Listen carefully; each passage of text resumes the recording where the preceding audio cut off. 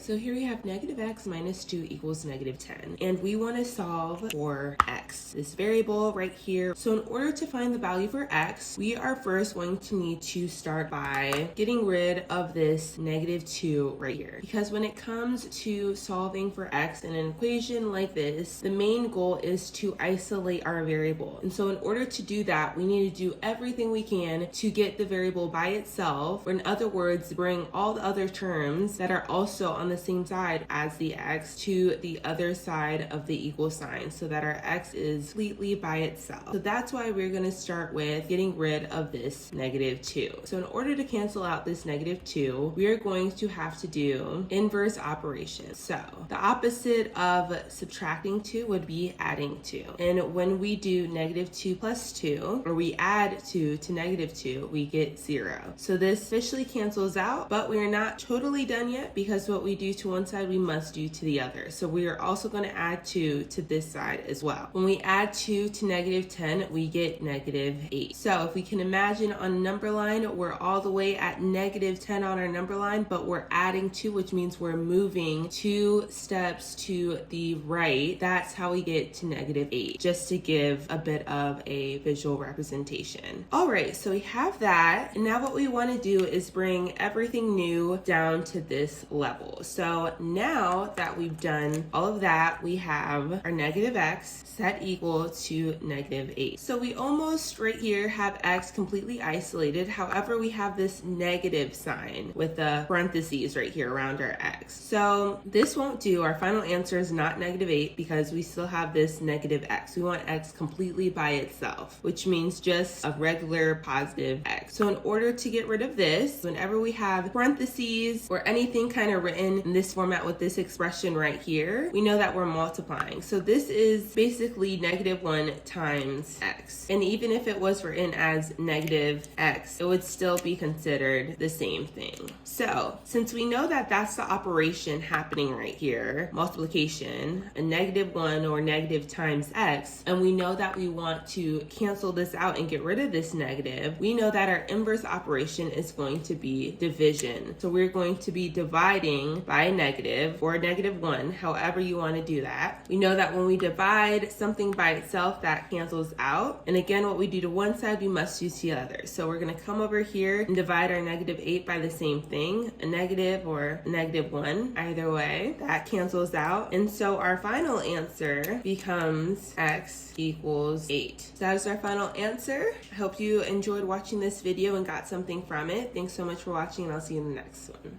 Wait, before you leave, go ahead and check out these lessons up above. You can watch this lesson, or you can watch that one, or you can watch both. Oh, and while you're at it, please do me a huge favor and subscribe to my YouTube channel.